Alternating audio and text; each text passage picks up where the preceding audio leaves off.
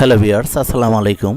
আজকের এই ভিডিওতে আমরা যে বিষয়টা দেখব সেটি হচ্ছে কিভাবে ব্যাকগ্রাউন্ড রিমুভ করা যায়। তো ব্যাকগ্রাউন্ড রিমুভ করা নিয়ে আমি অনেকগুলো ভিডিও আপনাদের সঙ্গে শেয়ার করেছি।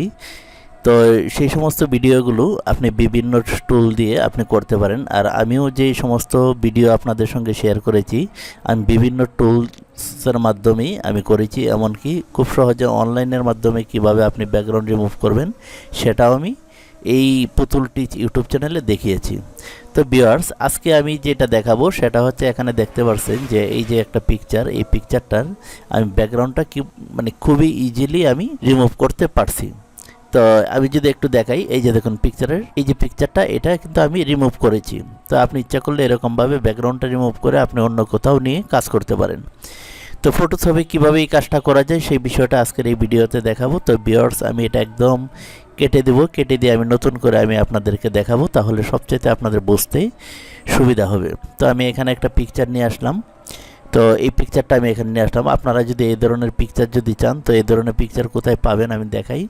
এই যে দেখুন pixel.com, এখানে বিভিন্ন ধরনের পিকচার রয়েছে। সেই সমস্ত পিকচার এনে আপনি কাজ শিখতে পারেন। তো আমি এখন যে কাজটা করব, প্রথমে এখানে দেখুন একটা তালার মতো আইকন রয়েছে, এটা ডাবল ক্লিক করে আমি ওকে করে দিব। তারপর আমি এই যে এখানে দেখুন ইরেজার টুল রয়েছে, এই যে ইরেজার টুল। তো আমরা এই যে মাঝখানেরটা, এই যে ব্যাকগ্রাউন্ড ইরেজার টুল, এটা আমরা সিলেক্ট করে নেব। এটা সিলেক্ট করার পর আমরা এই যে এখানে চলে আসব। এখানে এসে এই যে কন্টিনিউয়াস মাঝখানেরটা আমরা সিলেক্ট করতে হবে, কারণ আমরা অন্যটা যদি থাকে তাহলে কিন্তু ব্যাকগ্রাউন্ডটা আমরা রিমুভ করতে পারবো না। তো আমরা কি করব, এই যে কন্টিনিউয়াসটা সিলেক্ট করে দেব। আর এখানে যে এই যে টলারেন্স রয়েছে, এই টলারেন্স আমরা 50 করে নিব, 50 কাছাকাছি আমরা করে নিব। আর উপরে যে সমস্ত সেটিংগুলো দেখছেন যেভাবে রয়েছে ঠিক সেইভাবেই থাকবে। আমরা আজকে যে টুলটার সঙ্গে আমরা কাজ করব, এই যে দেখুন ব্যাকগ্রাউন্ড ইরেজার টুলস। তো এখানে কিন্তু ইরেজার টুল 3টা রয়েছে। আমি তিনোটারই আমি ভিডিও দিয়েছি এই চ্যানেলে এবং এই পুতুল টিচ ইউটিউব চ্যানেল এবং পুতুল আলতাফ ফেসবুক পেজ এগুলোর মাঝে। তো আমরা এখন এই যে এই মাঝখানেরটা দিয়ে আমরা দেখব। তো প্রথমেই আমি যেহেতু ব্যাকগ্রাউন্ডটা রিমুভ করব, তো তার জন্য আমি যেই কালারটা আমি রিমুভ করব সেই কালারটার উপরে আমি এখানে মাউস দিয়ে একটু চাপ দিয়ে ধরবো, ধরে দূর থেকে টেনে এনে এরকমভাবে আমি একদম এই যে প্লাস চিহ্নটা দেখবেন, এটা কোনো সাবজেক্ট অর্থাৎ ছবির যে এই যে গাছের যে আইকনটা রয়েছে এটার উপরে যাতে না লাগে, কারণ এটার উপরে যদি লাগাই তাহলে গাছটা এই যে দেখুন রিমুভ হয়ে যাবে। এই বিষয়টা আমাদের নজরে রাখতে হবে।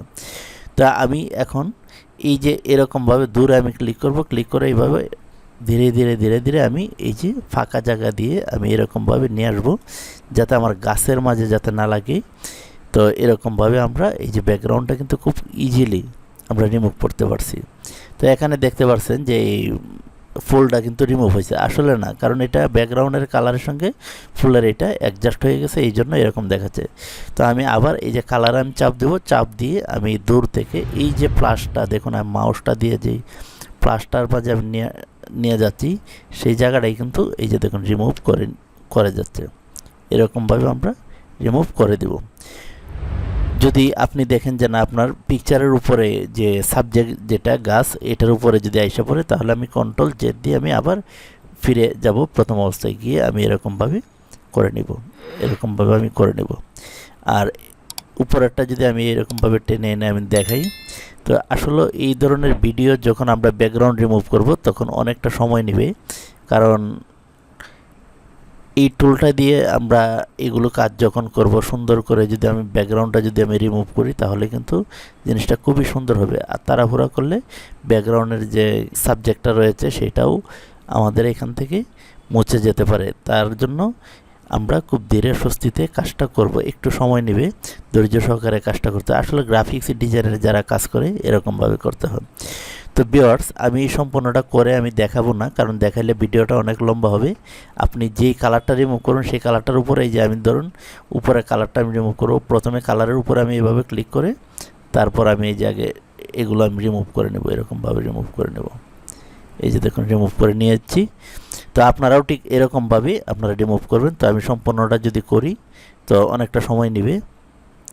তো আমি সম্পূর্ণটা আমি অফলাইনে করে আমি আপনাদেরকে দেখাচ্ছি। আপনারা দেখতে পাচ্ছেন আমি ব্যাকগ্রাউন্ডটা কিন্তু সুন্দরভাবে স্মুথলি রিমুভ করে নিয়েছি। এই যে দেখুন ব্যাকগ্রাউন্ডটা রিমুভ করেছি। তো এখন আমি যদি কালার দিতে চাই তাহলে আমি কালারও কিন্তু আমি দিতে পারবো। তো কালারটা দেওয়ার জন্য আমি প্রথমে এখান থেকে আমি একটি কালার আমি এরকমভাবে আমি সিলেক্ট করে নিব। নেওয়ার পর আমি এটা ওকে করে দিব। তারপর এটা আমি টেনে নিজ দিকে নিয়ে আসবো। নিয়ে আসার পর এই যে দেখুন পিছনের ব্যাকগ্রাউন্ডে কালারটা পরিবর্তন করেছি।